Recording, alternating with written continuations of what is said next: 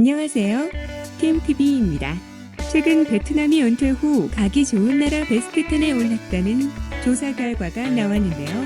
해외 사이트 중에 인터내셔널 리빙이라는 사이트가 있으며 나름의 기준에 따라 매년 은퇴 후 이민 가기 좋은 나라를 순위를 매겨 제공하고 있습니다.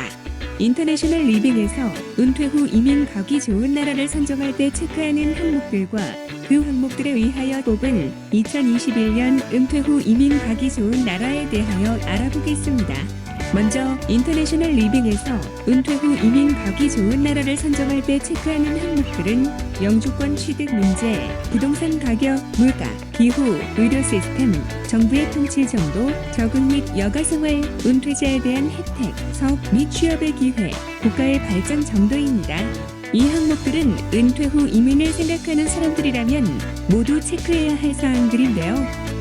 영주권 취득 문제.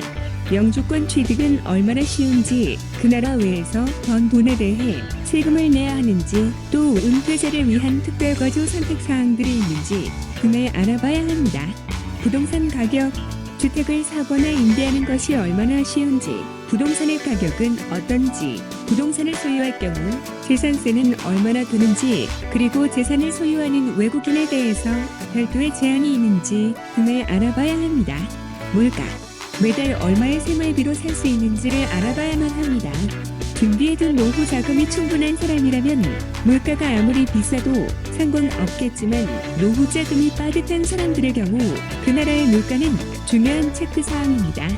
기후, 온도, 습도, 연간 강수량 등을 고려해야 합니다. 잠깐 가는 여행이 아닌 이민을 가는 것인데 너무 덥거나 너무 습하고 비가 너무 자주 온다면 곤란하겠죠? 의료 시스템, 의료기술의 수준과 비용, 의료 접근성이 얼마나 용이한가 등에 대하여 체크하여야 합니다.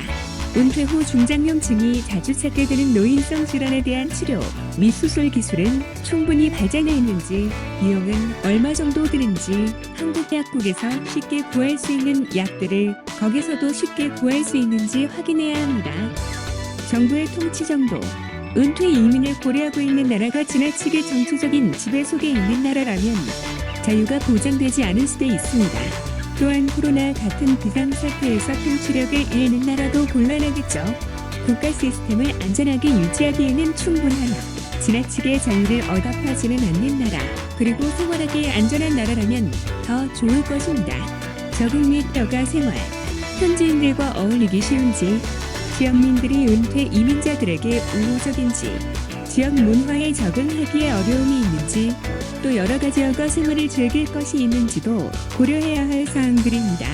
현지인들이 이민자들에게 지나치게 배타적이라면 다시 생각해봐야 하겠죠. 또한 물가도 싸고 현지인들은 친절한데 즐길 것이 아무것도 없다면 문제가 될 수 있습니다. 특히 은퇴 후 이민이라면 남는 시간을 활용할 수 있는 컨텐츠가 필요하죠. 은퇴자에 대한 혜택. 일부 국가에서는 은퇴자에 대해 항공료, 음식, 교통비 등에서 여러 가지 할인 및 혜택을 주는 나라들이 있습니다. 이러한 혜택들을 은퇴 이민자도 누릴 수 있다면 훨씬 도움이 되겠죠. 사업 및 취업의 기회. 은퇴자라고 무조건 놀고 먹기만 한다면 그것 또한 금방 지겨워질 것입니다. 새로 기회가 있으면 사업을 해보고 싶은 사람들도 있을 수 있고 프리랜서 나온 취업 등으로 무언가를 하고 싶을 수도 있겠죠. 이러한 시스템이 잘 갖춰진 국가인지도 확인할 필요가 있습니다.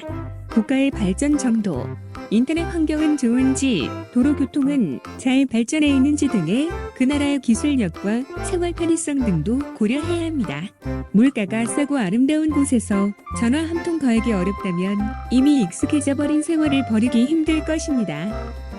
이러한 사항들을 고려하여 선정된 베스트 10은 다음과 같습니다.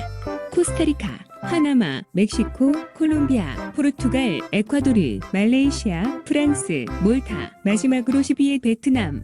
각각의 점수를 확인해보면 말레이시아나 베트남보다 남미 쪽의 집값은 더 저렴한 반면 물가는 확실히 동남아가 저렴한 것으로 나옵니다.